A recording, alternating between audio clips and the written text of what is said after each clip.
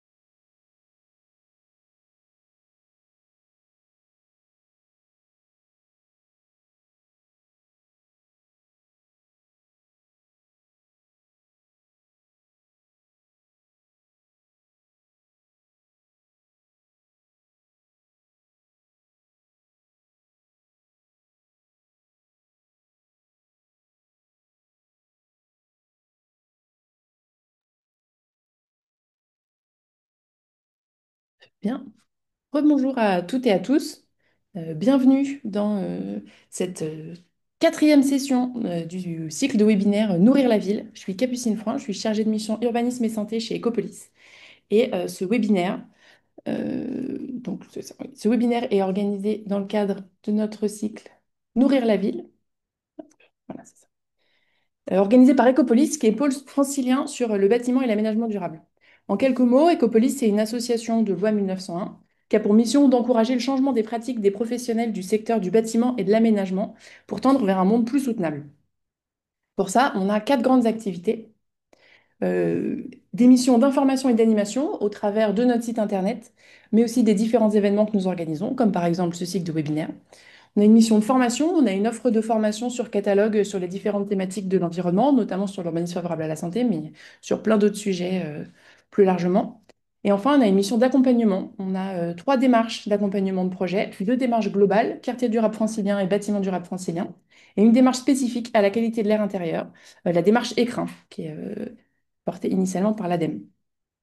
Ce webinaire se tient dans le cadre de notre programme Urbanisme et Santé, qui est financé par la DRIAT, l'ADEME, l'Agence régionale de santé d'Île-de-France et la métropole du Grand Paris, dans lequel on est en quelque sorte un mini écopolis à nous tout seuls, où on fait les 4 missions que je vous ai présentées précédemment.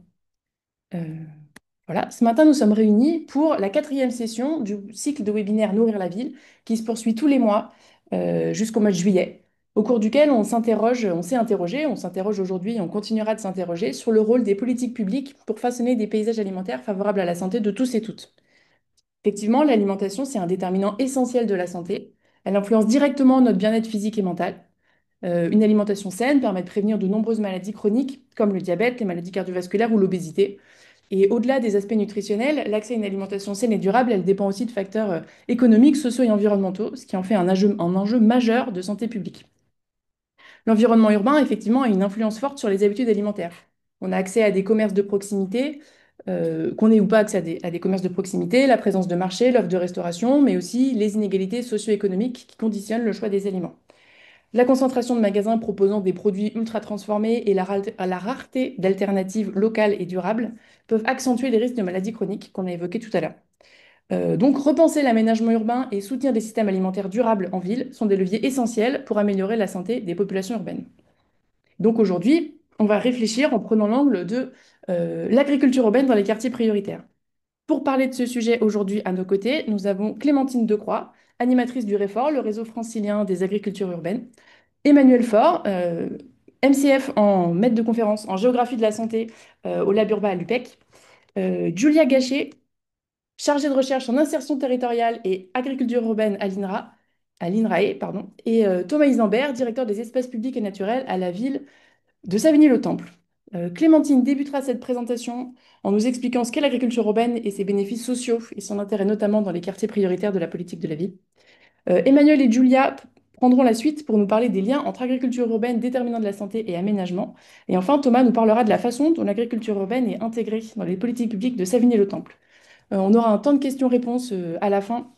Donc n'hésitez pas à poser vos questions dans le chat tout au long du webinaire, on les traitera à la fin. Et voilà, Clémentine, je te laisse la parole.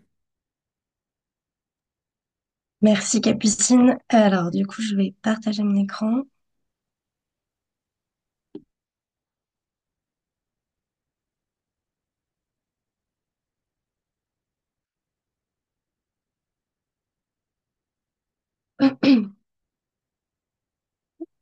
Parfait.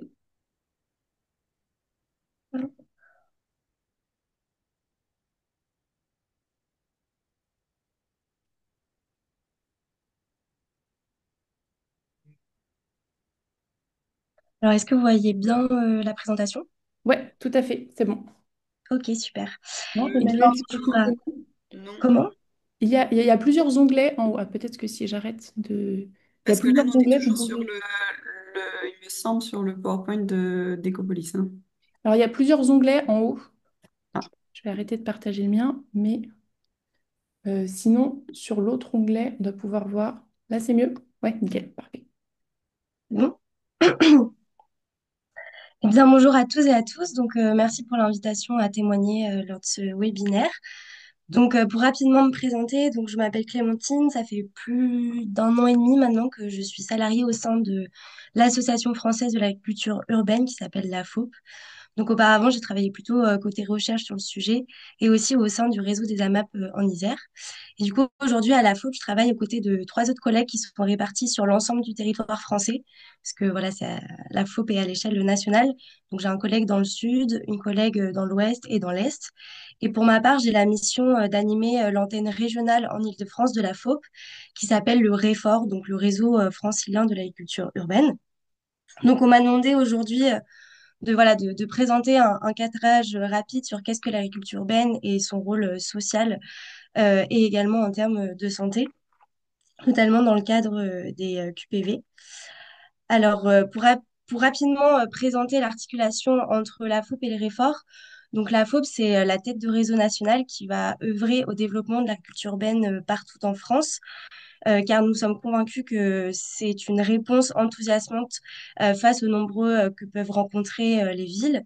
Donc pour cela, la FAUP outille à la fois le secteur, donc avec voilà sur différents sujets clés, que ce soit des sujets juridiques, sanitaires, fonciers, etc., communique également sur le sujet de l'agriculture urbaine auprès de différents acteurs, donc acteurs et actrices du monde agricole ou bien de la fabrique de la ville, et également auprès du grand public. Et enfin, anime eh bien, le réseau des acteurs et actrices. Initialement, c'était les professionnels et professionnels de l'agriculture urbaine, donc qui animaient, cultivaient et jardinaient des espaces urbains. Et aujourd'hui, ce réseau, il s'est élargi aux collectivités et aussi aux antennes locales, comme l'antenne de l'Île-de-France, du coup, le Réfort, que j'anime. Donc, le Réfort, lui, il va vraiment agir localement à l'échelle de l'Île-de-France, donc en encourageant, pardon, les échanges entre professionnels et professionnels et amateurs et amatrices intéressés et engagés sur le sujet de l'agriculture urbaine en Île-de-France. Donc, en animant, on les encourage justement à se mettre en lien. Donc, tout d'abord, en animant du coup le réseau de l'ensemble de ces acteurs, en proposant une programmation tout au long de l'année. Donc, c'est une programmation qui est assez riche. Donc, à la fois des ateliers sur des thématiques donc, qui vont être remontées du terrain. Donc, par exemple, le prochain atelier aura lieu sur comment impliquer dans des lieux d'agriculture urbaine les habitants et habitantes, ou bien le lien entre précarité alimentaire et agriculture urbaine, etc. Et puis après, des événements plutôt sur les métiers de l'agriculture urbaine, donc soit sous forme de guichets, qui sont organisés ponctuellement, ou bien un forum métier qui est organisé une fois par an. Ensuite, il y a une mission de diffuser des connaissances et des ressources sur l'agriculture urbaine. Donc, vraiment rendre accessibles les connaissances et expériences sur le sujet à travers une lettre d'information, des communications en interne et externe et aussi des réseaux sociaux. Et enfin, de promouvoir les initiatives franciliennes, donc auprès de tous les publics, avec notamment la coordination du festival des 48 heures de l'agriculture urbaine, donc qui a lieu en mai chaque année. Donc rapidement, le Réfort, c'est plus de 500 membres qui sont investis, engagés sur le sujet. Donc principalement des agriculteurs et agricultrices urbains et urbaines, également des institutions publiques, donc avec une grande partie de collectivités, des organismes de recherche comme la chaire d'agriculture urbaine, par exemple, de formation, donc des organismes de BPERA, par exemple, comme l'école du Breuil, des propriétaires fonciers, mais qu'on a du mal à toucher quand même, également du grand public qui sont potentiellement des futurs porteurs de projets, et puis après des réseaux et structures partenaires, et bien, comme Ecopolis. Donc alors, comment devenir membre? C'est assez simple, il suffit d'aller directement sur le site internet et de s'inscrire à la newsletter.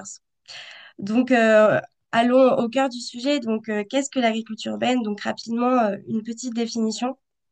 Donc, l'agriculture urbaine rassemble toutes les pratiques agricoles qui ont lieu en ville et autour des villes et pour lesquelles il existe une alternative à cet usage. Donc, on peut très bien remplacer ces espaces-là par des espaces verts et créatifs, projets immobiliers, parcs énergétiques, etc. Donc, ça va vraiment être des espaces qu'on décide de protéger, de sanctuariser, si on peut dire, de l'urbanisation, en tout cas, du moins pendant un temps. Donc, il existe trois caractéristiques qui vont qui distinguent l'agriculture urbaine. Donc, tout d'abord, sa localisation dans l'aire urbaine qui va de ce fait impliquer des contraintes spécifiques de pollution, d'accessibilité, d'urbanisme, de vandalisme, d'ensoleillement, etc. Elle va aussi avoir une proximité particulière avec la ville, donc à la fois à travers la fourniture de produits alimentaires pour les urbains et urbaines, mais aussi de nombreux services qu'elle va apporter. Et puis ensuite, il va y avoir une multiplicité des fonctions qu'elle peut apporter aux urbains et urbaines, du fait à la fois des techniques de production utilisées, des acteurs et actrices impliqués, et aussi des usages de ces lieux. De ce fait, on va avoir différentes formes. C'est voilà, une typologie qui est également qu'on a réalisée avec la FOP et aussi avec les acteurs du terrain et qui est utilisée par les acteurs du terrain. Donc, il y a à la fois les potagers et jardins collectifs. Donc, c'est tout ce qui est jardins familiaux, jardins partagés, jardins d'insertion, etc. Donc, ça va être une forme non professionnelle. Ça va être des formes qui vont être gérées par des collectifs d'individus Il va y avoir de la production, mais celle-ci, elle va être donnée, partagée ou encore autoconsommée. Et donc, ces formes-là, ça va être les formes principales qu'on retrouve au sein du territoire national, mais aussi même en Île-de-France. Ensuite, on a deux types de fermes, donc les fermes urbaines participatives qui, elles, vont avoir une diversification de leur activité. Elles font de la production, mais aussi il y a des ateliers, des visites, de la restauration, du sport, etc. Donc, on y vient dans ces fermes, pas seulement pour mettre les mains dans la terre, mais aussi faire tout un tas d'activités. Et donc, la vente de denrées alimentaires représente moins de 50% de leur chiffre d'affaires, ce qui va les différencier, les distinguer des fermes urbaines spécialisées qui, elles, ont vraiment, enfin, sont des exploitations agricoles en tant que telles et produisent des denrées agricoles, donc que ce soit des fruits, des légumes, des champignons, des fleurs coupées, etc. Et donc voilà, donc c'est vraiment de la production en tant que telle. Alors, quels bénéfices sociaux et en termes de santé, notamment dans les quartiers prioritaires de la ville? Donc, on remarque déjà, je voulais faire un petit focus un peu contexte, que voilà, l'agriculture urbaine, elle a été soutenue ces dernières années aussi par différents dispositifs institutionnels, notamment car elle est vue comme un levier transversal pour les quartiers. Donc, à la fois, notamment des appels à projets comme les pariculteurs.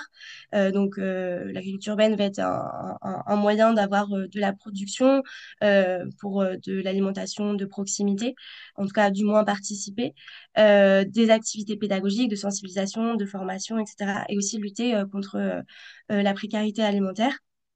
Et puis aussi l'appel à projet Quartier Fertile, donc qui a permis de développer, donc il y a environ 100 lauréats en France dans des quartiers prioritaires de la ville. C'est un appel à projet qui a été lancé par l'État en 2021 et qui est accompagné par l'ANRU, donc l'Agence nationale de la rénovation urbaine.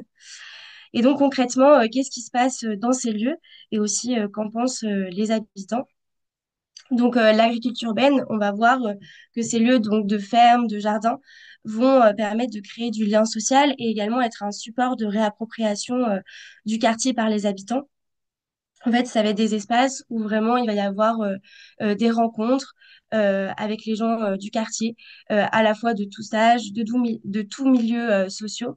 Vraiment avoir un lieu d'échange agréable et propice. Également, ces lieux renforcent le sentiment d'appartenance à un quartier, à l'attachement aussi à son quartier et devenir aussi propre acteur et actrice de son quartier. Donc, j'ai mis par exemple l'exemple de la ferme On Serme Tous, qui est d'ailleurs un quartier fertile à Montreuil. Et ils ont l'espace, enfin, ils ont une serre, donc une serre ouverte qui est vraiment mise à disposition des habitants de la ville pour eh bien faire leur semis, etc. Donc vraiment avoir un espace mis à disposition au sein même de la ville. On a également l'exemple de l'association AJDB, donc c'est l'association des jeunes de Bagnolet, qui eux sont vraiment allés toquer à la collectivité pour avoir un espace à la fois de partage, mais aussi pour cultiver. C'est un espace qui était bitumisé. Donc vraiment, ça permet aussi à ces habitants bah, d'avoir eh bien, des lieux comme ça de rencontre, de partage. Et puis, ça sert aussi eh bien, de support pour parler d'écologie, d'agriculture, d'alimentation, de plein de sujets différents. Un autre exemple très infuse, donc c'est une ferme urbaine dans le 13e arrondissement, qui là aussi propose à des bénévoles aussi de pouvoir proposer leur propre animation. Donc vraiment d'avoir des espaces finalement aussi où les habitants peuvent s'expérimenter et mettre en avant leurs compétences, etc. Euh, L'agriculture urbaine aussi permet de contribuer au bien-être et à la santé également des habitants et habitantes. Donc j'entends par bien-être à la fois le bien-être mental, donc le fait d'être en contact avec la nature, mettre les mains dans la terre, ça permet de réduire le stress, aussi les maladies cardiovasculaires. Ça encourage également l'activité physique douce. Bah, le fait de jardiner, bah, voilà, on bouge, on entretient des espaces verts, on fait d'une certaine manière un peu de sport. Et puis aussi, ça améliore l'environnement immédiat, donc la diminution des îlots de chaleur et également la régulation des eaux pluviales. J'ai mis l'exemple des vergers d'Hector, donc c'est à Bobigny. En fait, avant, c'était un espace d'herbe, enfin de pelouse à gazon de manière générale. Et donc, les Colverts Île-de-France ont permis d'installer un verger. Et vraiment, cet espace-là, qui était inutilisé par les habitants du coup de la cité, sont vraiment devenus, avec les arbres fruitiers, un espace de rencontre où ils font des pique-niques, les familles partagent un moment ensemble et aussi sont abrités des arbres par rapport au soleil. Donc, devient un lieu de vie finalement. Il y a également l'exemple du jardin Pouplier à Montreuil, où là, c'est à la fois un jardin d'insertion et aussi, ils accueillent des bénévoles. Et donc, c'est aussi une manière à certaines personnes qui peuvent être isolées, donc du fait de leur précarité ou d'autres sujets, de pouvoir aussi rencontrer, d'être en contact avec d'autres personnes, retirer aussi certains préjugés que l'on peut avoir. Donc voilà, d'essayer de reconnecter aussi des personnes qui sont pas forcément, qui n'ont pas forcément la possibilité de pouvoir se rencontrer de manière générale.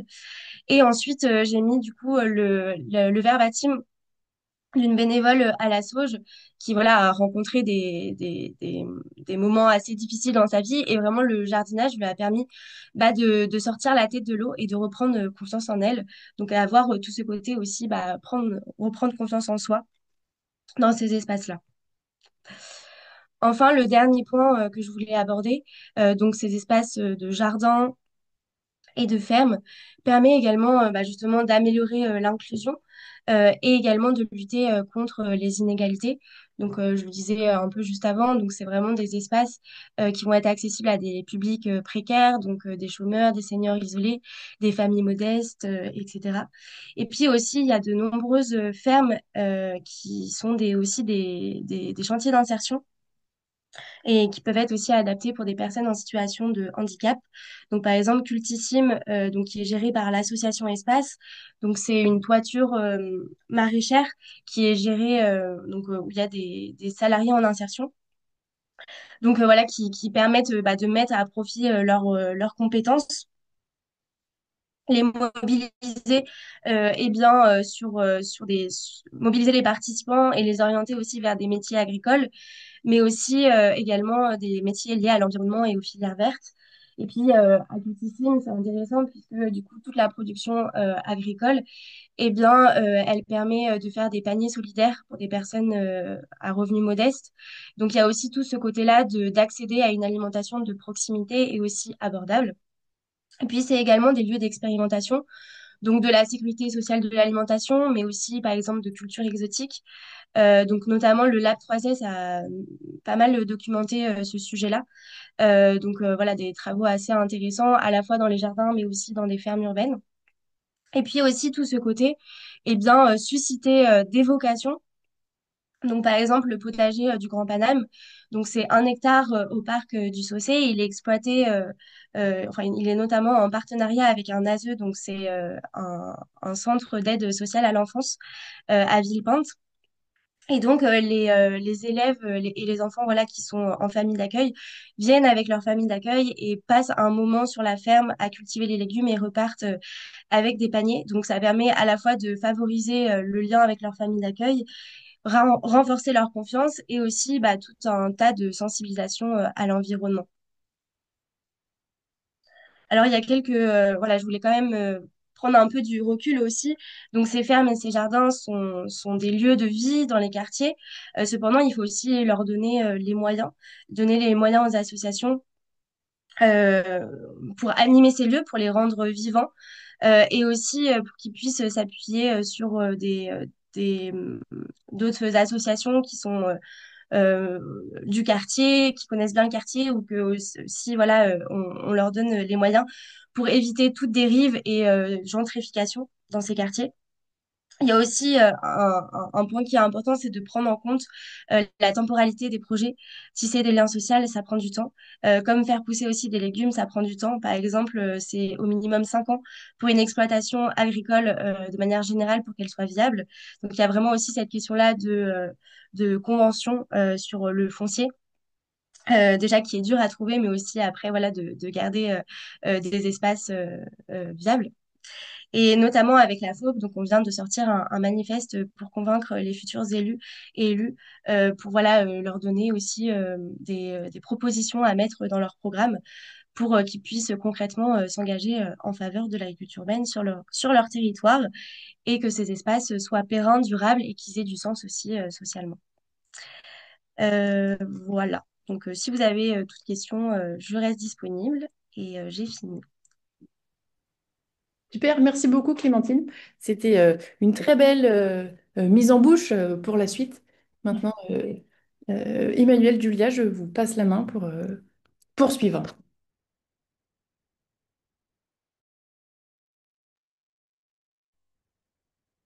Merci Capucine, ouais. Merci Capucine de nous avoir invités à intervenir lors de ces webinaires. Donc cette présentation sera faite à deux voix. Moi-même, Julia Jacquet, chargée des recherches en géographie aménagement et INRAE, l'UMR s'adapte Paris-Saclay, et Emmanuel Faure, maître des conférences en géographie de la santé au Labourba à l'Université Paris-Est Créteil. Donc tu peux passer la diapo. Cette présentation, je vois pas. Parfait. Cette présentation est issue en fait d'un intérêt commun pour mieux comprendre les liens entre aménagement, santé et agriculture urbaine. Et c'est là afin de pouvoir expliciter en quoi l'aménagement peut être un levier en agriculture urbaine pour agir sur les déterminants de santé et pour réduire les risques. Donc, je tiens à préciser un peu les périmètres des concepts mobilisés. Pour agriculture urbaine, en fait, on est en ligne avec la présentation qu'a fait Clémentine tout à l'heure. Effectivement, on entend toutes pratiques agricoles qui sont portées à la fois par des agriculteurs, mais aussi bien pour des habitants. Et du coup, on inclut vraiment des jardins privés, collectifs, familiaux, jusqu'à les fermes périurbaines en circuit court. Et pour déterminants de santé, on désigne tous les facteurs qui influencent l'état de santé et de bien-être au sein d'une population et qui peuvent contrecarrer les effets, les facteurs de risque. Pour répondre donc à la question qu'on s'est posée au début de notre collaboration, c'était comment on peut aménager une agriculture urbaine favorable à la santé. On a décidé de regarder d'abord du coup les travaux, les études qui ont été déjà publiées à niveau international pour pouvoir à la fois connaître un peu voilà, quel était l'état des connaissances et aussi pour pouvoir identifier s'il y avait des lacunes dans ces connaissances et pouvoir du coup cibler des aspects intéressants à étudier par la suite. Donc, on a commencé cette revue de la littérature, on a fait une recherche par mots-clés et les mots-clés qu'on a utilisés sont agriculture urbaine, aménagement et santé. On a fait cette recherche en anglais. Dans la slide suivante, on passera rapidement sur les protocoles méthodologiques qu'on a adaptés, juste pour vous montrer un peu comment on a procédé. Donc, on a fait cette recherche par mots-clés sur trois moteurs de recherche différents. On a trouvé 1026 articles publiés avant décembre 2024 et on a, après avoir éliminé les doublons et d'autres types de documents qui n'étaient pas d'articles scientifiques, on s'est retrouvé avec 990 articles et on a commencé à faire un peu une sélection à partir des titres, mots-clés et résumés. Et du coup, on a retenu que les articles qui concernaient des travaux qui portaient sur des zones urbaines qui traitait au moins une forme d'agriculture urbaine et qui s'intéressait au moins à un déterminant de la santé. Et du coup, on a trouvé, on a notre corpus du coup a baissé à 98 articles qu'on a lus dans leur intégralité. Et à la fin, on a retenu que 40 articles qui vraiment correspondaient à notre périmètre d'études et d'intérêt. Donc, je passe maintenant à la présentation des résultats. On a ces 40 articles sont composés, c'est un corpus plutôt hétérogène parce qu'il y a à la fois des revues de la littérature, c'est-à-dire il y a des articles qui sont plus des synthèses ou des analyses du coup de plusieurs articles sur ces sujets. Et deux tiers, ils sont plutôt des articles qui présentent des recherches qui portent ou sur des projets d'agriculture urbaine, voire sur des territoires. Donc, si on va analyser en fait où sont localisés ces travaux, on constate qu'il y a quand même une polarisation géographique forte parce que presque les 70% des travaux sont concentrés en Europe, notamment en Angleterre et en Espagne, et ou en Amérique du Nord, notamment aux États-Unis. Et on voit qu'il y a vraiment une moindre mesure des études qui sont localisées plutôt en Amérique du Sud, en Afrique, Moyen-Orient. Par rapport aussi, on a remarqué dans un autre élément qu'on a pu constater, c'était qu'il y a une inégale attention en fonction au regard des formes et des déterminants de santé. Pour les déterminants de santé, on a vu que les plus étudiés, en tout cas dans notre corpus, c'était celles en lien plutôt avec la dimension sociale, par exemple la cohésion sociale, l'intégration, l'apprentissage, et en moindre mesure des études qui sont plus liées à la dimension économique, par exemple l'accès à l'emploi, l'accès à des revenus, voire à des économies faites par l'accès à des produits alimentaires. En termes de santé, dans les études qu'on a pu voilà, sélectionner, on voit qu'il a une tendance à parler des santé associées au bien-être et en moindre mesure, il y a des études, très peu d'études, qui portent sur la réduction du stress et la santé mentale.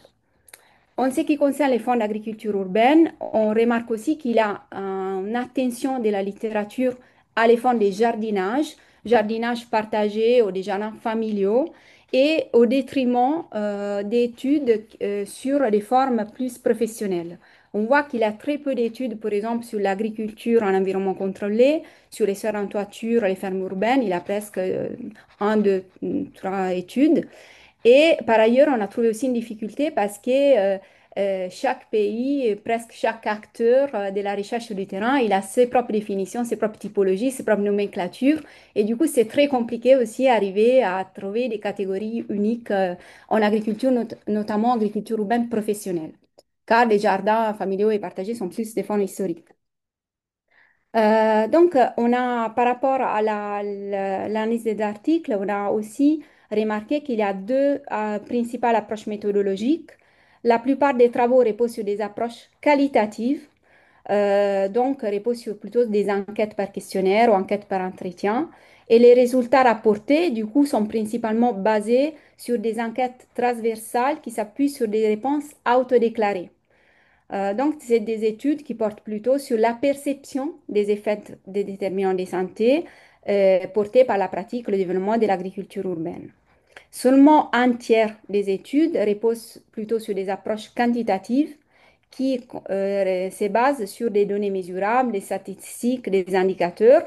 Et là, ce sont des études qui portent plutôt sur des estimations ou des évaluations sur des surfaces potentiellement agricolisables ou des potentiels, par exemple, en termes de production alimentaire à l'échelle d'une ville. Avant de passer la parole à Emmanuel, je voulais pointer aussi un dernier élément concernant un peu les échelles spatiales des études qu'on a pu analyser. Donc, on a remarqué qu'il y a aussi là deux types de travaux distincts. Donc, un premier groupe, comme celui qui porte par exemple sur les pollutions de l'air ou du sol, qui se focalise plutôt, il y a une entrée à l'échelle de la parcelle, du site ou du projet. C'est-à-dire, ils sont des études qui collectent plutôt des mesures, notamment de la pollution de l'air, la pollution du sol, ou des études qui interrogent, par exemple, les jardiniers ou les personnes intéressées sur leur perception des risques.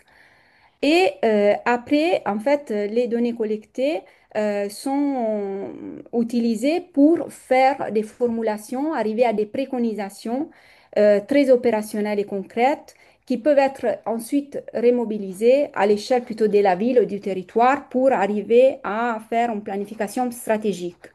Par exemple, on voit les travaux qui portent sur la pollution du sol et de l'air. Ils sont arrivés à donner des préconisations en termes d'aménagement pour la réduction du risque en proposant, par exemple, la mise en place des barrières, des distances des routes ou, par exemple, l'utilisation des substrats.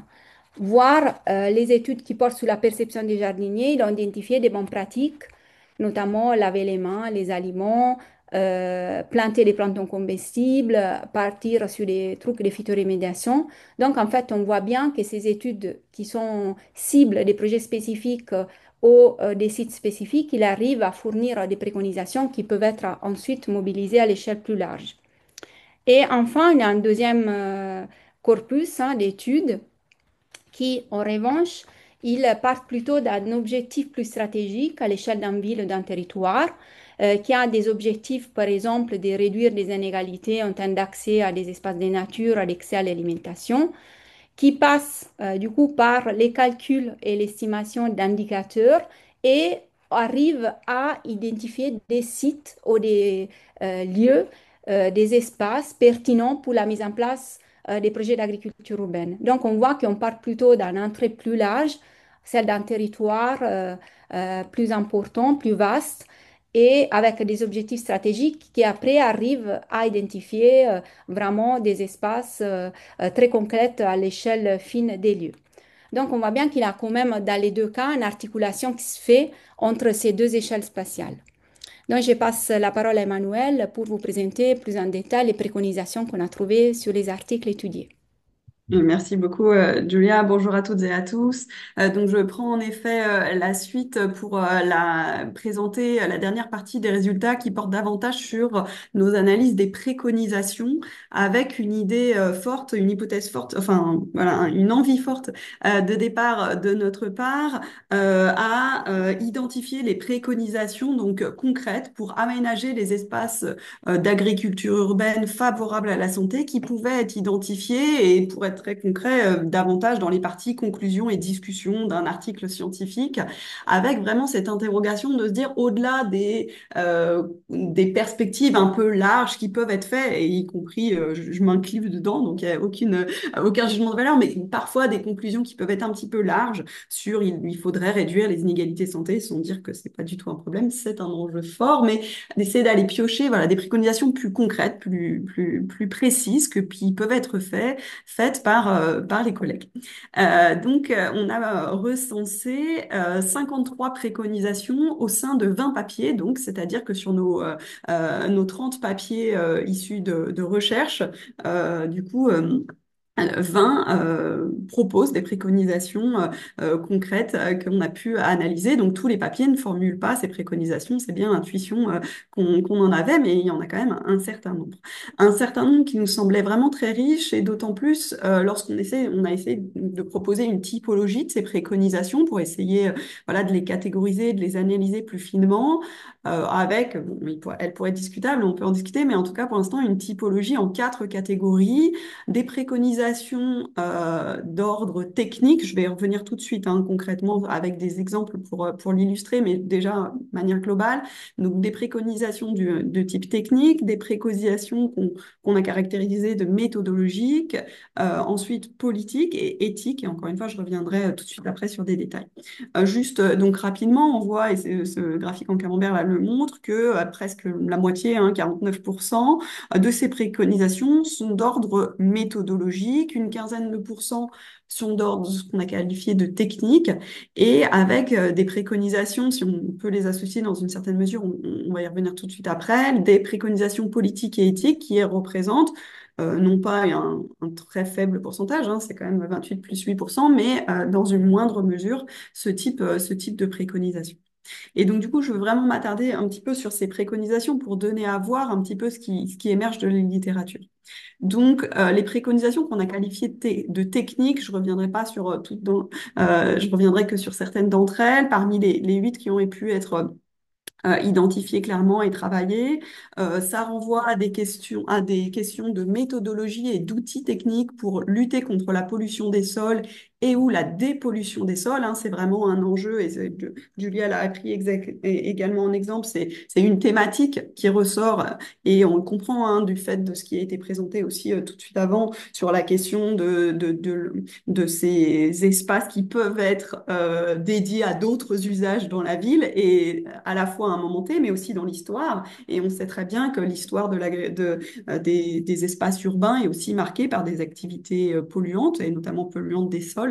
Et donc, il y a vraiment un enjeu sur cette question de pollution et dépollution des sols. Et donc, certains articles qui montrent à la fois l'efficacité, la faisabilité, et qui préconisent des méthodes et des outils techniques pour lutter contre ces pollutions.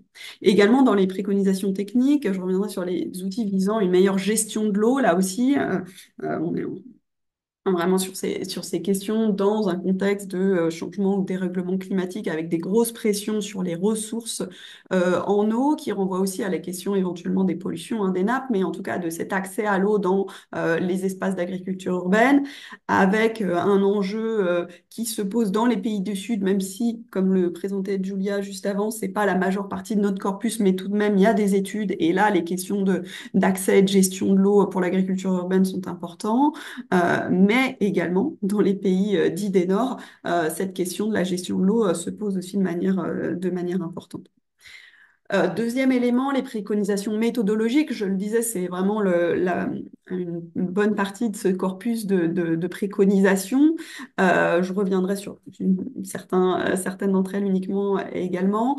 Par exemple, sur celle des inventaires, la nécessité de monter des inventaires, de construire des inventaires, des cartographies des espaces concernés par l'agriculture urbaine, et ce à échelle fine. Là, peut-être que je prends aussi ma casquette de géographe, et je porte une attention particulière sur cette question de cartographie et d'inventaire, parce que à partir du moment où on mène des études en effet sur ces questions d'agriculture urbaine, la littérature montre bien à quel point on se confronte, et notamment lorsqu'on veut mettre en place des démarches comparatives, on se confronte, Julia on parlait tout de suite avant de la multiplicité des définitions, bah, on a aussi une multiplicité des recensements qui existent, qui n'existent pas, qui prennent justement pas les mêmes définitions de l'agriculture urbaine, et pour pouvoir justement comparer des espaces, comparer les processus, bah, il faut pouvoir s'appuyer sur ces inventaires qui n'existent pas de manière automatique et pas de manière harmonisée.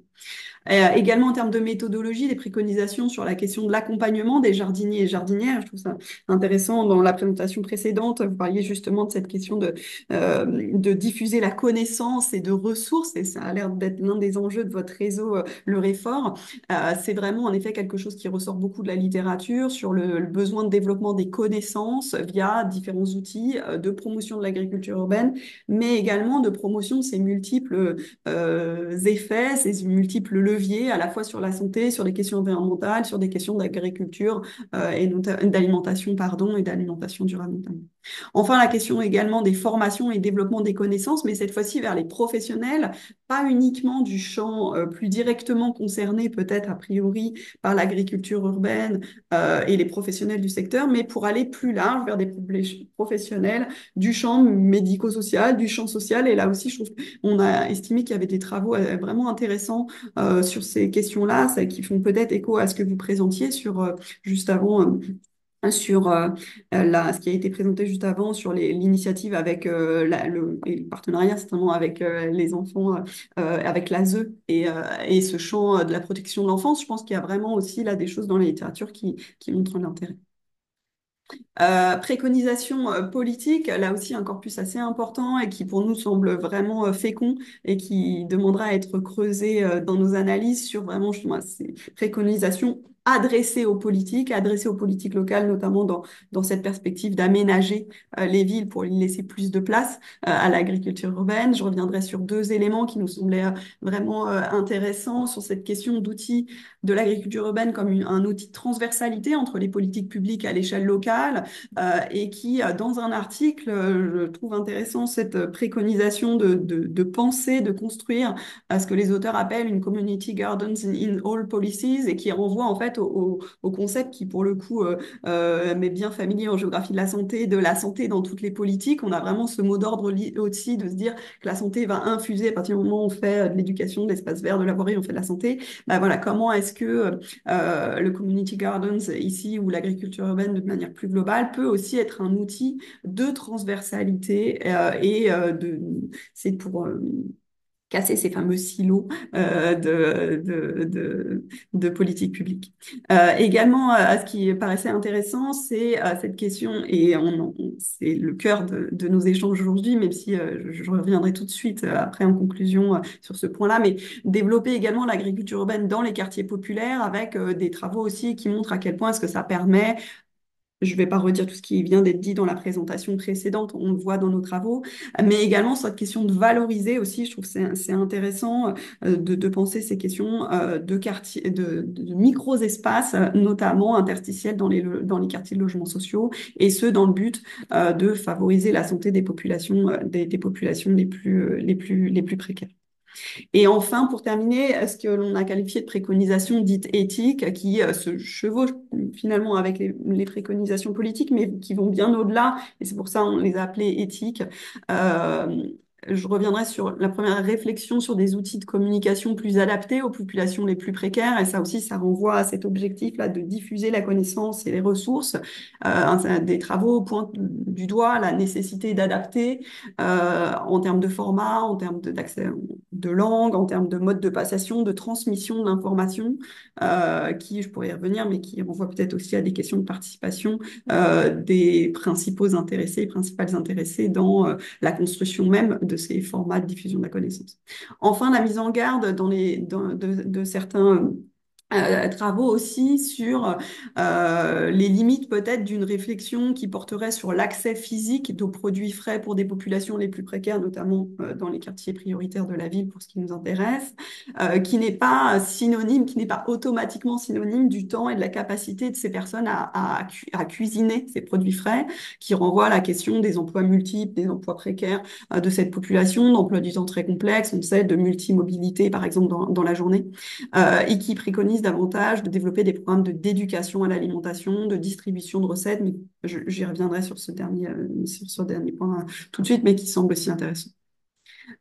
Justement pour conclure dans le temps qui nous est imparti, en termes de bilan, nous ce qu'on retiendrait, c'est que pour faire une réponse claire aussi au titre de ce séminaire, on est dans le cadre d'une revue de la littérature internationale avec finalement très peu de travaux centrés sur la France, encore une fois, à partir du moment où on a sélectionné sur cet angle d'approche aménagement de la ville. Donc forcément, hein, c'est pas qu'il n'y a pas de travaux sur le contexte français, mais dans le cadre de notre questionnement.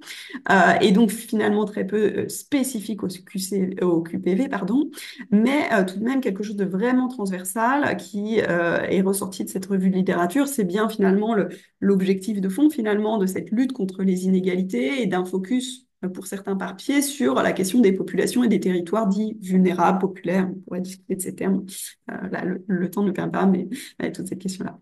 Comme perspective pour nous, il nous semble que voilà, ça ouvre des portes et encore à creuser, mais de développer des approches qui associent donc agriculture urbaine, santé et aménagement de la ville en quartier populaire en France, et ce d'un point de vue scientifique comme opérationnel. Hein, on voit bien, et je trouve que le travail sur ces préconisations le montre à quel point cette articulation entre scientifique et opérationnel est fécond et peut-être ouvre la porte justement au développement de ce qu'on appelle la recherche-action. Enfin, également perspective visée à analyser davantage les freins sociaux et territoriaux d'implication et d'accès aux populations à l'agriculture urbaine et aux denrées alimentaires, y compris en QPV. Et là, c'est un peu rapide, mais de se défaire de cette approche paternaliste et classiste, c'est dans le sens où justement revenir sur des données contextuelles qui renvoient à ce que je viens de présenter sur, bah, finalement, il ne suffit pas d'habiter à côté d'un jardin, il faut avoir le temps, il faut pouvoir avoir une situation familiale, une situation économique, un niveau de revenu, un niveau de disponibilité mentale, une charge mentale qui n'explose pas pour pouvoir se le permettre et donc vraiment analyser ces facteurs-là. Et enfin, pour terminer, un enjeu central de la transversalité des politiques publiques à l'échelle locale. Et je reviens sur cette question de community garden in all policies and health in all policies qui semble aussi très fécond pour travailler ces questions-là d'un point de vue plus opérationnel, mais qui interroge aussi bien sûr le monde de la recherche sur sa mise en œuvre et où et comment. Voilà, je vous remercie euh, pour ce temps qui nous a été donné pour présenter nos travaux et comme notre collègue, on se tient à votre disposition pour des échanges à la fin de cette session. Je n'en doute pas. Parfait, merci beaucoup. C'était super intéressant. Moi, mon esprit scientifique est titillé par ce que vous avez raconté là, mais on va laisser la parole à Thomas pour présenter comment est-ce que, hop, tac, concrètement ce type de politique peut se mettre en place. Est-ce que vous voyez bien ma slide? C'est bon? Parfait. Nickel, Thomas. Bonjour à tous, vous m'entendez bien? Oui, tout à fait. Ok. Donc je me présente, Thomas Esambert. Bon, Esambert avec un E, pas un A, mais Ah, voilà, pardon. c'est pas grave. Cette orthographe, elle existe aussi. Voilà. Donc, euh, Pas de souci, c'est pas grave. Donc, je suis directeur des espaces publics et naturels à la ville de Savigny-le-Temple, et ça depuis 1 an et demi. Et avant ça, j'étais prestataire pour la ville sur le programme qu'on appelle le programme Ville nourricière, donc porté par la ville de Savigny-le-Temple. Euh, donc très rapidement, la ville de Savigny-le-Temple, c'est une ville de 30 000 habitants, en Seine-et-Marne, à une trentaine de kilomètres de Paris, 2 QPV. Et donc, depuis 2020, on va dire, même si les premiers projets datent de 2019, portent un programme assez ambitieux d'agriculture en ville, et notamment via et à l'occasion de l'appel à projet qui a été cité plus tôt, Quartier Fertile. Donc porté par l'Enreux. C'est vraiment, donc là je le dis, c'est vraiment grâce à cet appel à projet qu'on a monté toute une stratégie, tout un programme d'agriculture en ville avec des acteurs qui existaient déjà, des projets qui existaient déjà que je vais vous présenter. Voilà. Donc on a 2 QPV, mais c'est surtout le QPV du centre-ville qui est concerné, parce qu'il est aussi concerné actuellement et depuis 5-6 ans au moins par un projet de rénovation urbaine. Voilà. Quoi d'autre? Donc le programme en tant que tel, il s'appuie sur 3 projets qui ont été créés à l'occasion de Ville nourricière, de Quartier Fertile, et il s'appuie également sur 2 projets plutôt patrimoniaux, que sont le potager du château du domaine de la Grange, qui est un potager conservatoire d'1 hectare qui est entretenu par un chantier d'insertion. Donc les acteurs, c'est comment dire, une branche de l'ADSEA 77, une association qui s'appelle PIGE, P-I-J-E. Et l'autre projet conservatoire, c'est un verger conservatoire d'au moins 1 hectare aussi également, tout au sud de la ville, un verger conservatoire de pommiers principalement. Voilà. Les 3 projets au centre-ville, donc qui sont inclus dans le QPV ou vraiment en bordure du QPV, il y a 3 projets. On a une cueillette que je décrirais comme urbaine. En fait, c'est un petit square qui est ouvert matin comme soir, et c'est des bacs où on a planté des aromatiques. C'est une cueillette aromatique, et on a une dizaine de bacs où dans chaque bac on va avoir 1 ou 2 variétés de d'aromatiques vivaces, des choses autonomes qui s'entretiennent. L'idée de tout le programme et de ce projet-là, c'était que c'est de l'agriculture urbaine en urbain qui nous paraît, nous, assez dense, mais on est quand même en périphérie, donc l'urbain n'est pas si dense que ça. Mais l'idée, c'était que comment dire, ça touche l'assiette des gens. Donc, ce projet de cueillette urbaine, dans ces bacs, il y a, pour des bacs de 5 mètres de long, par exemple, on a 1 ou 2 aromatiques qui peuvent être récoltés régulièrement, un bac entier de menthe, un bac entier de persil. C'est un peu comment dire, monospécifique, voilà. Mais voilà, ils peuvent résister à de la taille.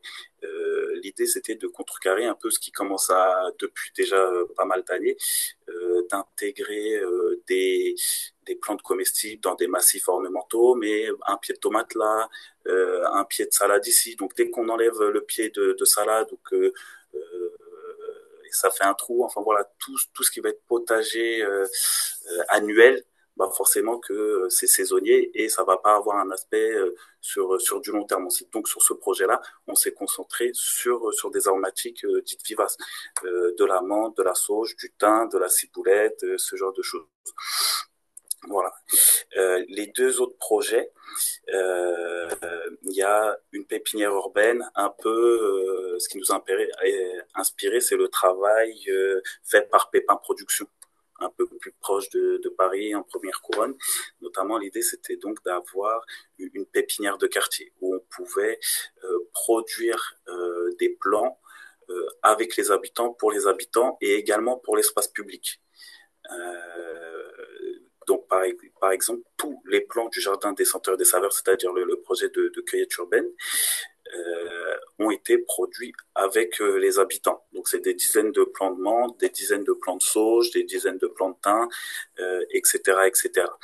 Solissaire, c'est un espace qui est dans une rue. D'un côté, on est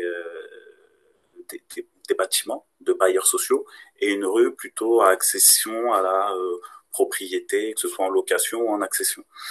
Donc voilà.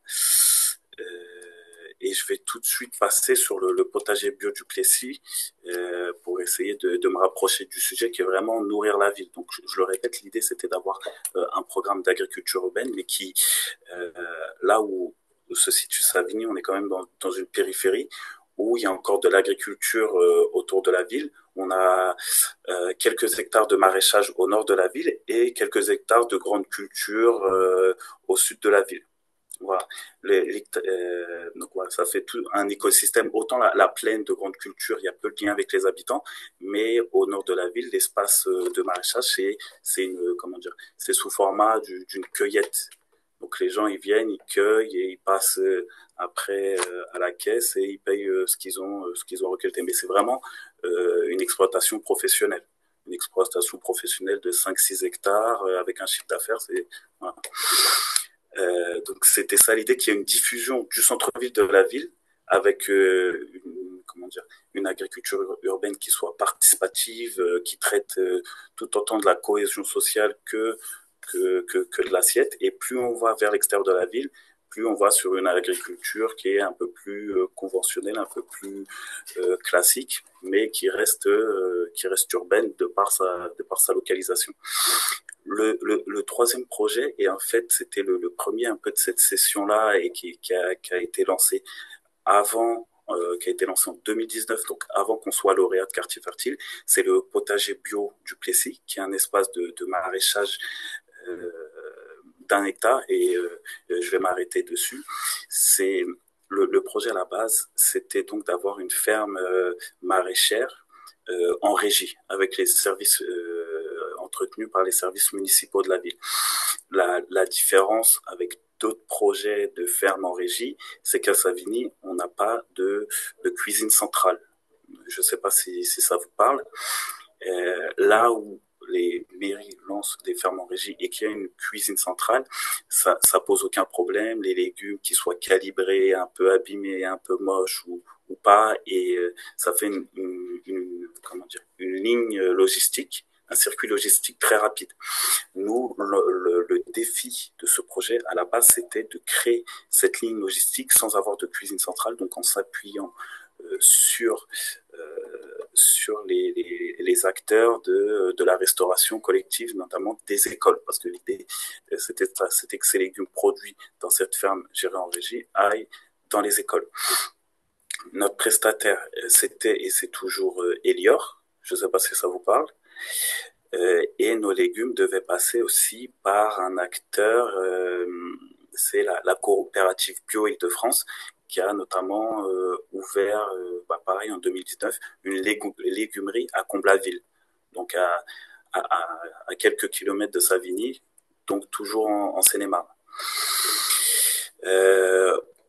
Donc on a connu de grosses difficultés à vraiment matérialiser et à clore ce circuit-là, pour des raisons administratives, tant pas publiques, mais plutôt privées. Elior, fallait que lui référence des légumes. Donc on a été vraiment ralenti. Puis ensuite, le contrat est passé à un niveau intercommunal, donc ça a encore ralenti les choses. Et donc et puis il y avait une difficulté de traçabilité. Pas de traçabilité sanitaire qui était assurée par la coopérative et par le prestataire privé, mais de traçabilité, parce que forcément que c'est inclus dans un cycle et une logistique intercommunale, c'est-à-dire si on produisait quelques centaines de kilos de carottes, c'était difficile de s'assurer que ces centaines de carottes allaient revenir dans les écoles de Savigny, sachant que Elior fournissait les écoles des villes d'à côté. Voilà, je ne sais pas si vous me suivez, je suis peut-être un peu rapide, il ne faut pas hésiter à me couper. Et donc petit à petit, bon, après s'être épuisé, on a décidé de changer notre fusil d'épaule et de développer sur le potager bio du Plessis, de garder quand même, d'essayer de continuer ce projet qui est quand même à mi-chemin entre une agriculture professionnelle et une agriculture urbaine plus participative, de développer des ateliers maraîchage pour les habitants. C'est-à-dire que depuis 3 saisons maintenant, on accueille les habitants sur des séances très précises, d'1 heure, une fois par semaine, 1 à 2 fois par semaine en pleine saison, des ateliers qui donnent lieu à une participation qui est comptabilisée et qui donnent lieu à, après, un panier une fois que les légumes ont poussé. Donc voilà, toujours dans cette idée d'avoir un impact positif sur le portefeuille et sur l'alimentation des habitants qui participent à ces ateliers. Ouais, donc des séances très précises aujourd'hui, tout simplement, on va désherber les oignons. Voilà. Là, on va planter les courges une autre voilà, c'est beaucoup de l'entretien, des gestes simples qui peuvent être faits par des personnes qui ne sont pas forcément expérimentées dans le jardinage ou dans l'agriculture, du désherbage avec à la main, du désherbage avec une binette, un sarcloir, de la plantation, et voilà, tout au long de la saison. Et voilà, donc ça fait 3 saisons. On tend petit à petit en essayant pareil, d'autonomiser et d'essayer de faire ça au plus simple. Petit à petit, on se dirige vers plutôt des légumes dits de garde, des légumes qui se conservent plutôt que des légumes à la conservation plus courte. On va privilégier des patates, on va privilégier des oignons, on va privilégier des courges plutôt que, pareil, des salades où faut qu'elles soient récoltées et distribuées dans les 48 heures et puis consommées pas trop longtemps après. On fait toujours quand même les classiques tomates, poivrons, aubergines qui sont importants, mais pareil, les courgettes, on va éviter. C'est un cycle de distribution et de consommation qui est beaucoup plus court et beaucoup plus difficile à gérer, qui demande plus de réactivité. Voilà. Voilà. Donc, voilà, on tend vers des choses aussi qui vont pouvoir tenir un peu l'automne.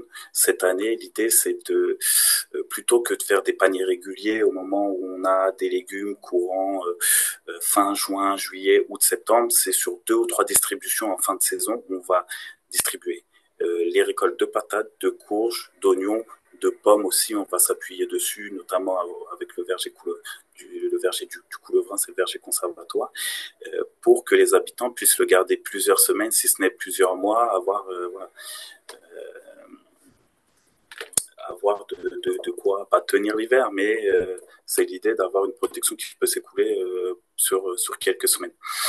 Les saisons précédentes, donc, faut bien avoir en tête que c'est les paniers qui étaient distribués, c'est bien des paniers de type AMAP, de type presque la référence était essayer de tourner autour d'une valeur brute,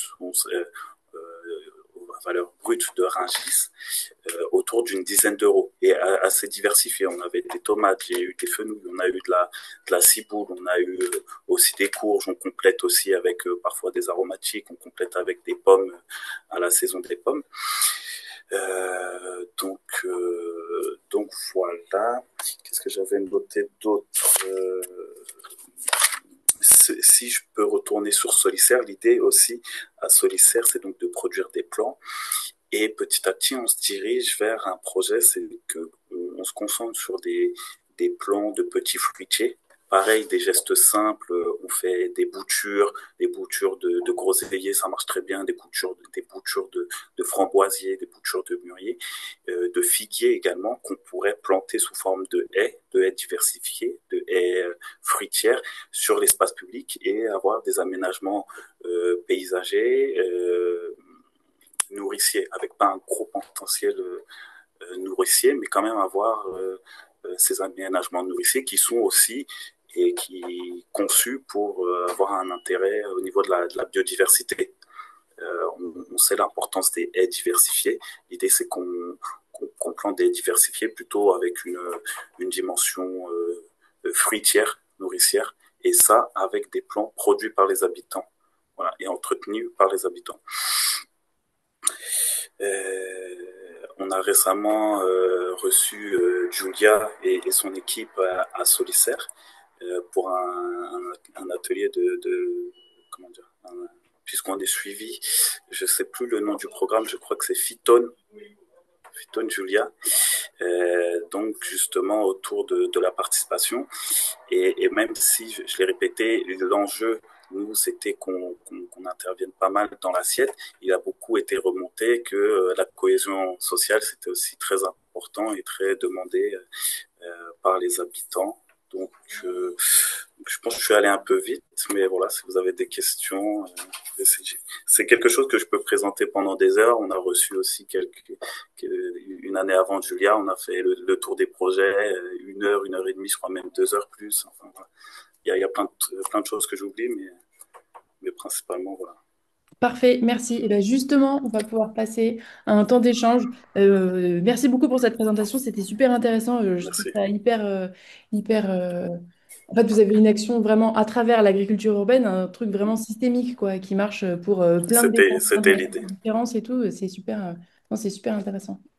Hop, tac. Et ben, alors le chat a été un petit peu timide, mais je vais vous poser les questions qui ont été posées dedans. Ah, il y en a une, c'est Clémentine. Peut-être que tu peux la poser toi-même, du coup. Oui, bah merci en tout cas pour cette présentation. Je me rappelle, j'avais visité les trois projets il y a très longtemps, hein, il y a 3 ans, je crois.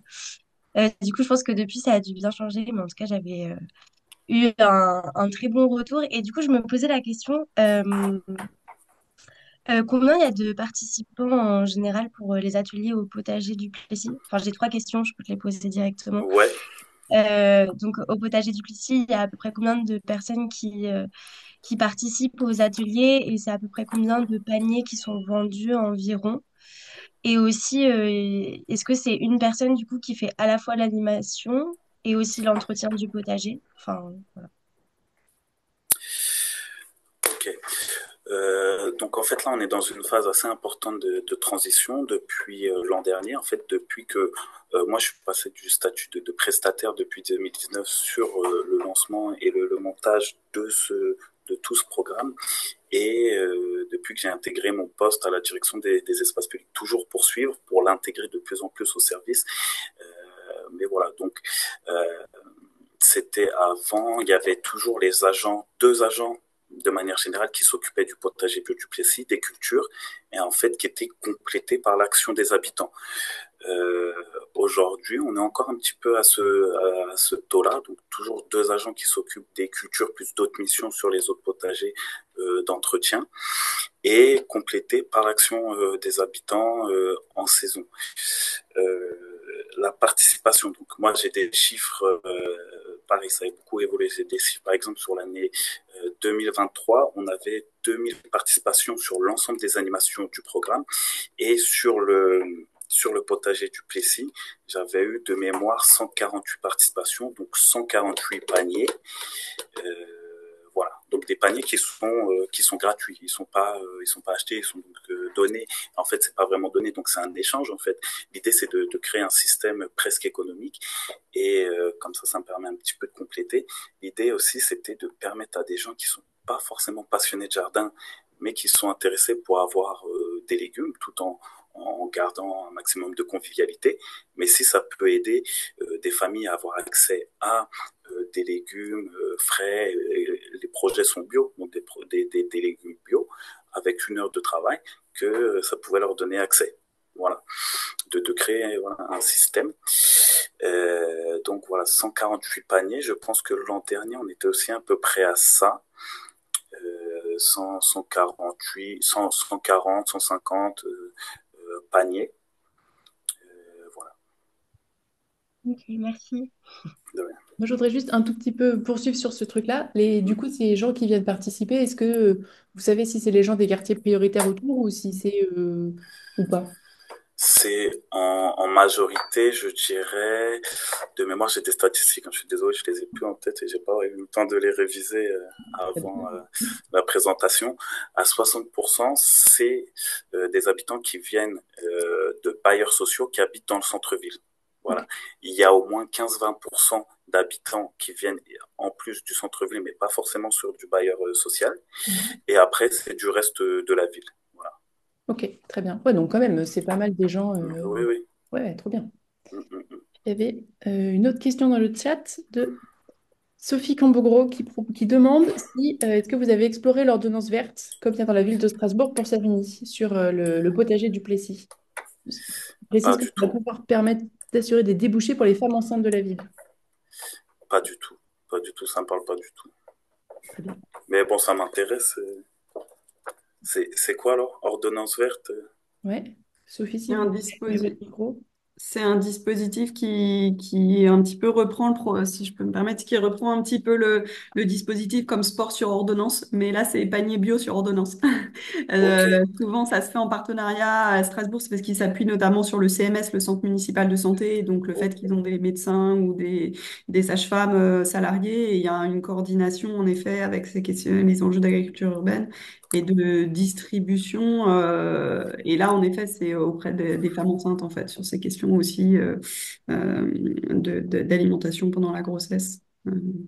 Je complète, c'est Sophie Cambongro, là, je complète Oui. juste pour dire que la dimension qui est intéressante dans l'expérience de Strasbourg, c'est aussi que en plus donc c'est effectivement les prescripteurs sont des médecins conventionnés ou des infirmières dites alisées sont autorisées à faire ces ordonnances et puis des sages-femmes, comme vous l'avez dit. Mm. Et ce qui est original, c'est que ça permet à des personnes qui n'ont pas forcément accès à de l'information scientifique, donc les femmes enceintes de tous milieux sociaux, quel que soit leur revenu. Et il faut évidemment qu'à travers les services sociaux, elles soient au courant de ce dispositif, parce que sinon, elles vont pas aller s'inscrire. Mais elles vont pouvoir bénéficier d'un cours pour comprendre les effets des perturbateurs endocriniens, donc d'aliments pas bio, sur la santé de leur bébé, la leur évidemment, et la santé de leur bébé à naître. Et avec ce cours, c'est un préalable et ensuite, elles ont accès toutes les semaines à un panier qui est gratuit parce qu'il est un panier bio, évidemment, de produits frais et qui est donné à titre donc gracieux pris en charge par la ville avec des paniers qui sont produits localement. Alors là, Ok. comme vous avez, vous, un espace de culture maraîchère bio dans la ville, le fameux potager, là, ça peut permettre d'avoir une fourniture en direct. Mais il y a d'autres villes qui n'ont pas forcément le dispositif parce qu'ils n'ont pas les agriculteurs sur place et qui peuvent faire appel à des espaces, des sortes d'AMAP, mais un petit peu plus lointaines. C'est un Ok. dispositif très intéressant pour la culture populaire et voilà. Ok, merci. Ouais, oui, c'est vrai qu'il y a ça aussi. Alors, je ne sais plus quelle commune c'est en Île-de-France, mais qui fait ça, qui était lauréat des trophées santé-environnement récemment. Là, effectivement, je pourrais chercher et vous envoyer si ça vous intéresse, si ça vous intéresse en plus. Ok. Euh, alors, Nadège van der Beeken demande, merci pour cette présentation, quelles sont vos perspectives? Est-ce que vous pensez développer les fermes sur d'autres fonciers pour augmenter la production? Et comment est-ce que vous travaillez avec les structures d'aide alimentaire classiques? Alors, les perspectives dans toute cette stratégie, dans tout ce programme Vie nourricière, il y a un projet qui est toujours pas sorti de terre. En fait, on a un vieux corps de ferme à coller à ce verger conservatoire. On a une plaine de 3-4 hectares. Donc, on aimerait bien qu'il soit occupé au moins l'espace de 3-4 hectares par une activité professionnelle d'agriculture. Donc plutôt, c'est une surface plutôt de maraîchage. On a lancé plusieurs appels à manifestation d'intérêt, sauf que la ville aimerait bien doubler ce projet-là d'un projet de rénovation de ce vieux corps de ferme, d'une ferme briarde, et de l'entretien de ce verger conservatoire il y a plusieurs centaines d'arbres, donc qui parfois manque un peu de suivi d'entretien, même s'il est très productif. Hein. C'est chaque année environ 7 tonnes de pommes qui est produit, ramassé en grande partie, distribué aux habitants. Donc il y a cette perspective-là. sur les autres projets, l'idée, c'est d'avoir, en fait, et on en parlait avec Julia, voir comment la pratique habitante, parce que tous ces projets-là sont portés par la commune, ce qui n'est pas le cas partout, voilà, c'est d'avoir une forme d'autonomisation des habitants. Sous quelle forme, qu'est-ce que veulent les habitants? Sont demandeurs de cohésion, mais est-ce qu'ils sont demandeurs de former entre eux une association? Aujourd'hui, parce que je suis beaucoup moins présent sur les projets, il y a une prise d'initiative qui est très bien de la part des habitants, mais ça se conclut pas par vraiment une auto-organisation. Donc voilà. Et donc en fait, il faut aussi voir, même si le nombre d'agents dédiés à la culture, il y a quand même eu une diminution des moyens humains, puisque moi j'étais à 100% sur ces missions-là, et plus qu'à 100%, parce que bon, j'ai participé, et puis bon, j'étais très motivé. Et aujourd'hui, je peux y passer que, je dirais, 20-25% de mon temps. Donc, il y a quand même une diminution des moyens humains qui sont alloués à ces programmes. Donc, on cherche à voir comment les habitants pourraient s'autonomiser tout en les accompagnant sur ce qu'ils veulent et ce qu'ils sont capables de faire, et sans que ça aille sur des dérives de j'ai plus le terme, mais sans que ça se ferme sur d'autres participants, et que le groupe qui est créé ne se referme pas sur lui, et qui est pas une privatisation, mais voilà, qui soit moins accueillant à des participations plus occasionnelles d'habitants du quartier, même si les habitants sont du quartier, voilà, qu'il n'y ait pas trop de concurrence entre les participations. Et il y avait une troisième partie à la question, je crois. Ouais, c'était sur comment est-ce que vous travaillez avec les structures d'aide alimentaire classiques. Euh, Quand à un moment on a eu un pic de production sur le potager du Plessis, ça nous arrivait d'écouler notre production qu'on n'arrivait justement pas à écouler via le circuit que je vous ai décrit avec Elior, en passant par le secours populaire, les restos du cœur, qui ont toutes des sites de distribution dans notre ville qui est assez importante, hein, 30 000 habitants. Donc on a le secours populaire, les restos du cœur, il y a aussi la Croix-Rouge, et beaucoup aussi dans les centres sociaux. Donc c'était plutôt ponctuel, à l'occasion où on avait des légumes à écouler. C'est un acteur de l'environnement, mais on n'a pas de partenariat bien ciblé, bien durable, avec une livraison de légumes réguliers. C'était vraiment à l'occasion pour écouler des légumes, et beaucoup avec les centres sociaux, qui sont également des services de la mairie,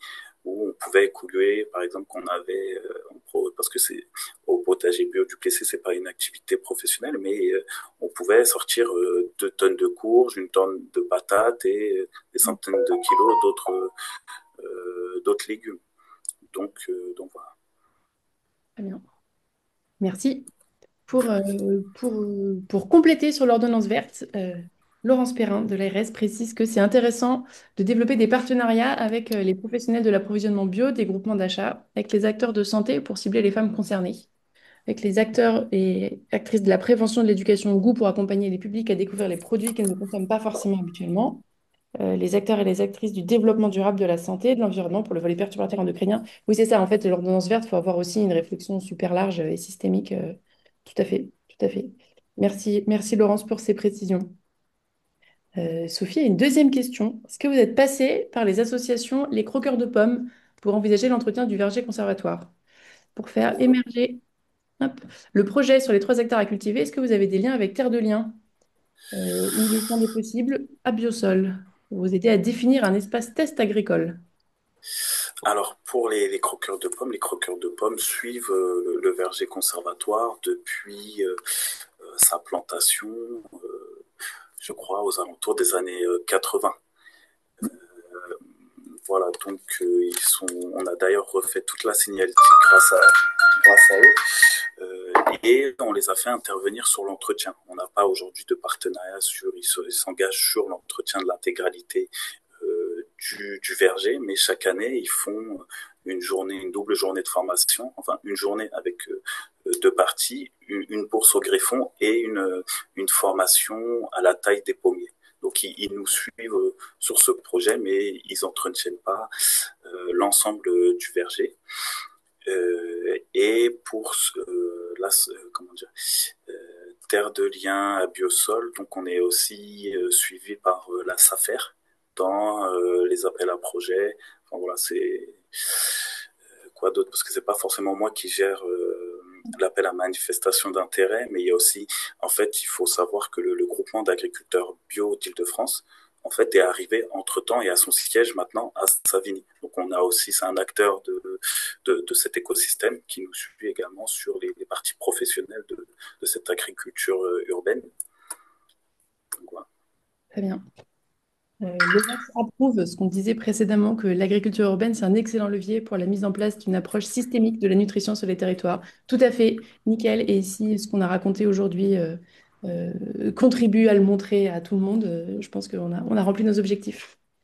Euh, pour Clémentine, est-ce que pour sensibiliser les maires, notamment dans le cadre des municipales de 2026, est-ce que vous avez une nouvelle publication?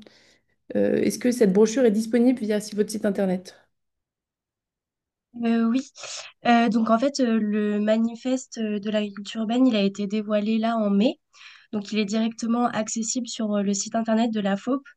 Et l'idée, comme je le présentais, c'était vraiment de convaincre les futurs, en tout cas les candidats pour les municipales 2026 et aussi les élus qui sont déjà en place.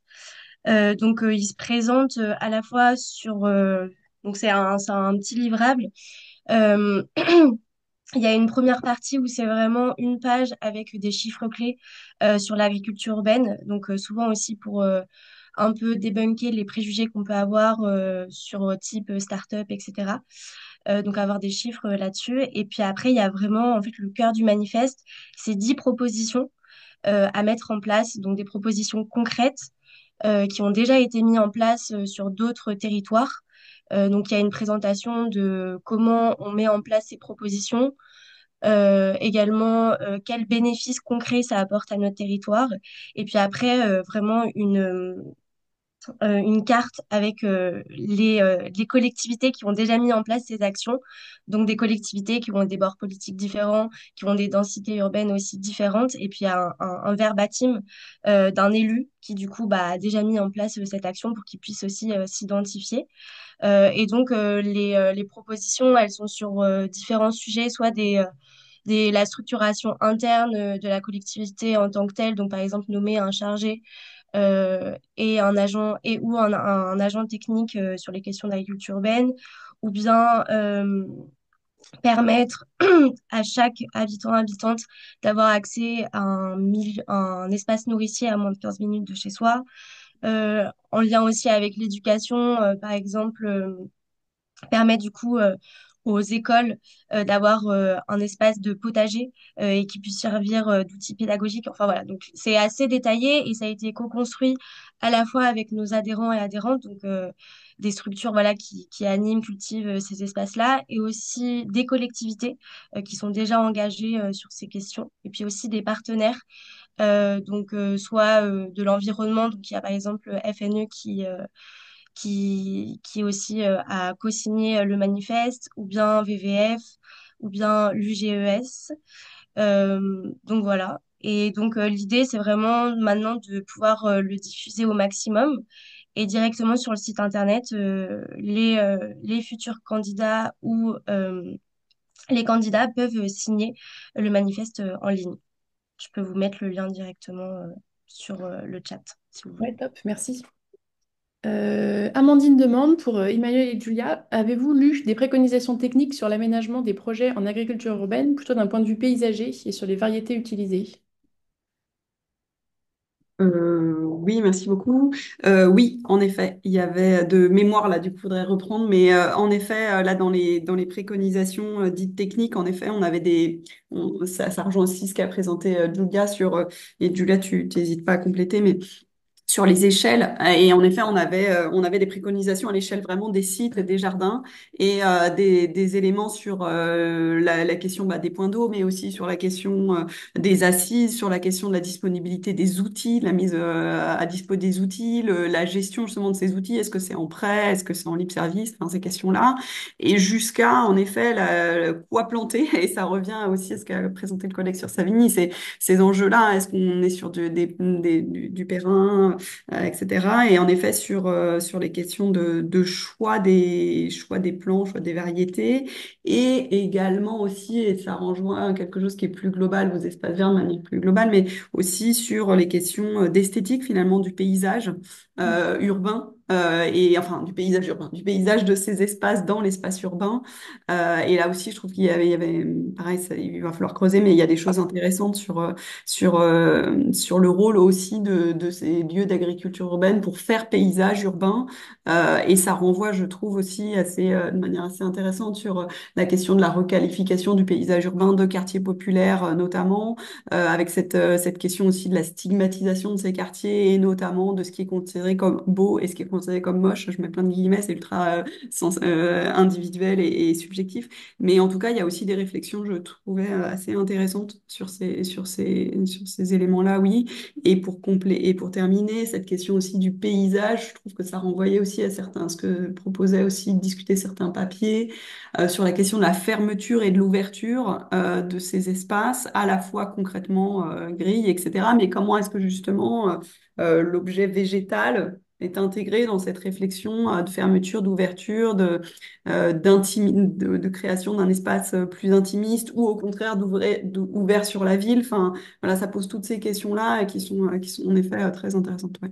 Et il y a certains papiers, c'est pas du tout tous, hein, mais il y a certains papiers en effet qui ont des pistes.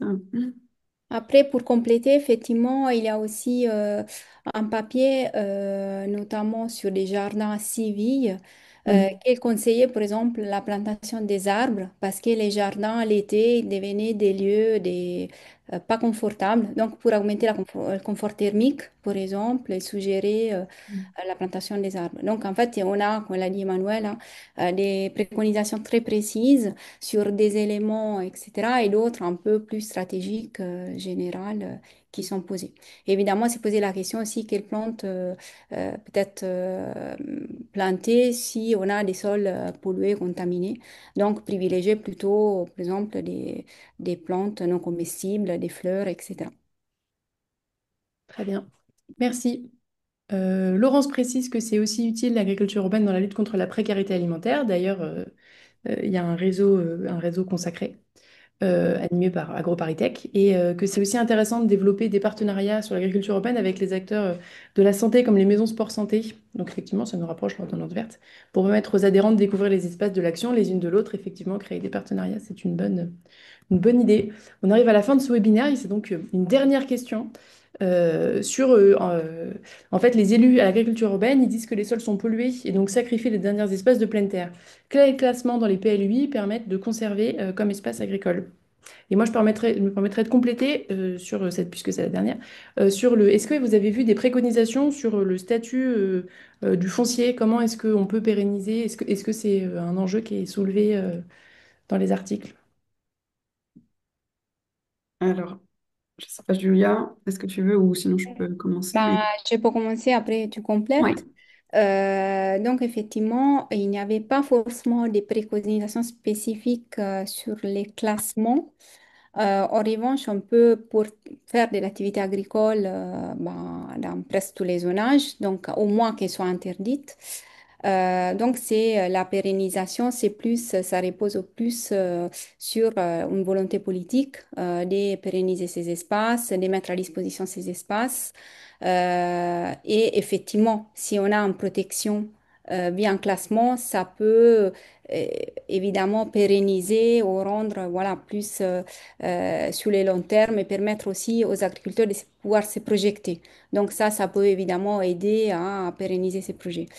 Et par rapport à la pollution, les préconisations est portées plus du coup sur des mesures de gestion voir aussi sur des mesures de gestion que les jardiniers peuvent mettre en place et aussi sur la mise en perspective, en fait, sur des données spécifiques des pollutions des sols et de l'air et vérifier si effectivement on retrouve des contaminants dans les légumes. Donc, en fait, vraiment, il y a des attentions à porter, donc prendre en compte les caractéristiques de l'environnement et après les réels risques associés à ces pratiques. Et du coup, c'est intéressant, notamment des papiers qui démontraient en fait qu'au final, dans les produits, il y avait des taux qui étaient tout à fait acceptables dans les légumes, mais évidemment, il fallait mettre en place des mesures de gestion adaptées aux pratiques. Je ne sais pas, Manuel, si tu veux compléter. Non, non, bah juste pour insister sur, en effet, cette question de volonté politique, elle est vraiment au cœur de beaucoup de préconisations sur cette question voilà, de mise à disposition des terrains et pour boucler aussi sur cette question qui a été abordée tout à l'heure, la question de la temporalité. Mise à disposition des terrains, du foncier sur le temps long. Ça, c'est vraiment aussi quelque chose qui revient, en effet, dans les préconisations d'ordre politique sur ces questions. Parfait. Merci beaucoup pour vos réponses. Et ben, je pense qu'on va pouvoir clôturer ce webinaire. Avant de vous laisser partir, je vous rappelle que la prochaine et dernière session, hélas, aura lieu le 10 juillet. Elle portera sur les expérimentations de sécurité sociale de l'alimentation en Île-de-France. Donc ensemble, on pourra découvrir pourquoi et comment, en s'appuyant sur le modèle de la sécurité sociale classique, on pourrait garantir l'accès à une à une alimentation de qualité, durable et locale pour tous et toutes. Je vous apprends aussi que ce webinaire a été enregistré et sera rediffusé dans les prochains jours sur notre site. Voilà, merci à vous pour votre écoute enthousiaste. Merci à nos intervenants et intervenantes pour vos présentations qui étaient super. Moi, j'avais d'autres questions, mais voilà, les occasions se représenteront peut-être. Et merci aussi à ma collègue Zoé qui a contribué dans l'ombre au bon déroulement de ce webinaire. À la prochaine fois et puis bonne journée. Merci beaucoup. Merci. Merci, au revoir. Au revoir.